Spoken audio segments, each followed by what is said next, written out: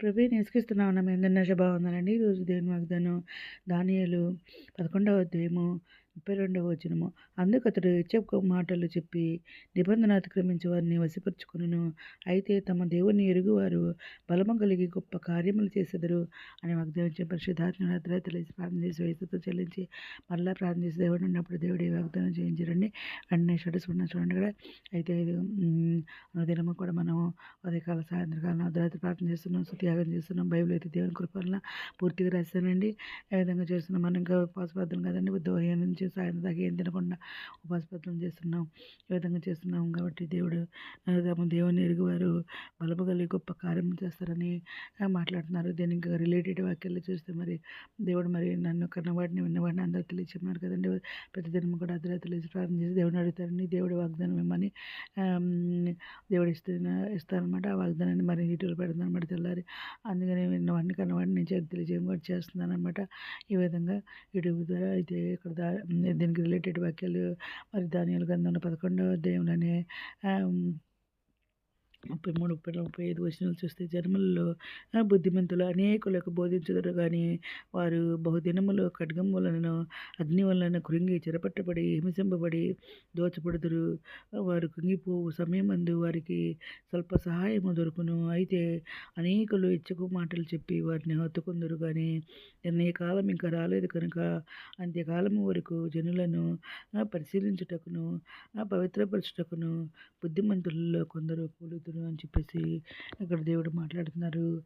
ఇంకా యోహాను రాసిన గ్రంథం మరి 17వ అధ్యాయము 3వ వచనం చూస్తే అద్వితీయ సత్యదేవుడైన నిన్నును నీవు పంపిన యేసుక్రీస్తును ఎరుగుటయే నిత్య జీవం అని చెప్పేసి దేవుడు ఇక్కడ మాట్లాడుతున్నారండి. మనం యేసుక్రీస్తుని ఎరుగుటయే మనకి నిత్య జీవం అనమాట. ఆయన ఎరిగిన వారు నిత్య జీవాన్ని పొందుతారని చెప్పేసి అని మాట్లాడుతున్నారనమాట. ఇంకా ఫిలిప్పీలు రాసిన పత్రిక 4వ అధ్యాయం 13వ వచనంలో నన్ను బలపరచు అని నేను సమస్తమును చేయగలను అని అంటున్నారండి. అవునండి, దేవుని బలపరచాలంటే మనం ఆయన చేసిన మేళ్ళని అందరికీ చెప్పుకోవాలన్నమాట. అప్పుడే మనల్ని ఆయన కూడా సమస్తం చేస్తానన్నారు మన కోసం. ఆయన చేసిన మేళ్ళు ఎన్నోనండి. నా కుటుంబం పట్ల, నా భర్తకి మరి అనారోగ్యం తప్పించిన దేవుడు, మా పట్ల కూడా, మా పిల్లల పట్ల, నా పట్ల కూడా ఎన్నో అనారోగ్యాలను తప్పించిన దేవుడు, అపాయాలను తప్పించిన దేవుడు, ఎన్నో మరి జాబులు ఇచ్చిన దేవుడు. ఈ విధంగా చాలా మరి కార్యం చేసింది అనమాట. ఇలా మనం దేవుని బలపరచాలన్నమాట. దేవుని వల్ల ఎన్ని పొందుకున్నామని చెప్తే ఆయనకి మహిమ అనమాట. అప్పుడు ఆయన సమస్తం మనకు చేస్తారని ఇక్కడ ఈ వాక్యం ద్వారా మాట్లాడుతున్నారన్నమాట. నన్ను బలపరచమని నేను సమస్తం చేయగలను అని మాట్లాడుతున్నారన్నమాట.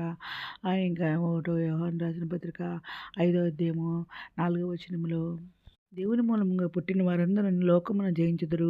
లోకమును జయించిన విజయము మన విశ్వాసమే అంటున్నారండి.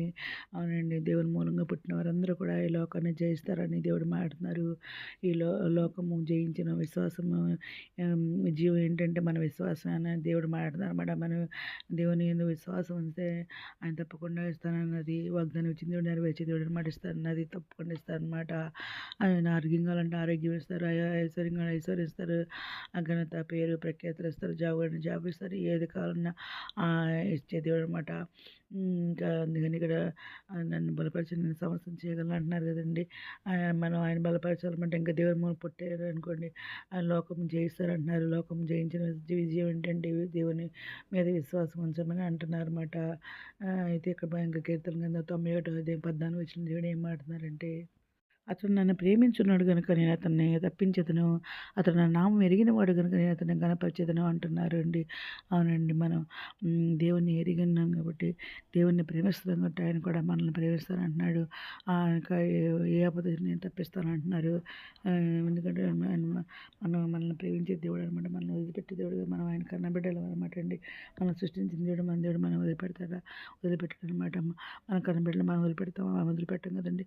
అలాగే ఆయన కన్న బిడ్డలు మనం అనమాట. మనల్ని వదిలిపెట్టి దేవుడు కాదనమాట. ఆపదలను తప్పిస్తానంటున్నారు.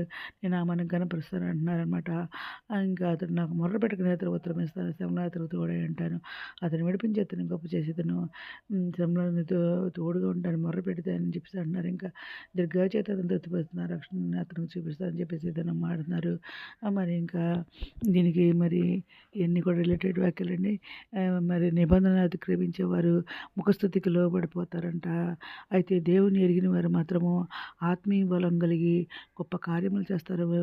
మరియు సత్యం కోసం నిలబడాలి అని ఈ వాక్యాలన్నీ కూడా రిలేటెడ్ వాక్యాలన్నీ బోధిస్తున్నాయని చెప్పేసి దేవుడు ఇక్కడ మనకి తెలియజేస్తున్నారనమాట అండి. మనం సత్యం కోసం నిలబడాలనమాట.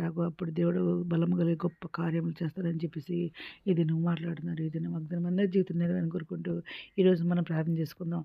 మౌనగా సరస్వతిమందర ఘనమైన నామమునకు ఎలా స్తుతి స్తోత్రం తండ్రి.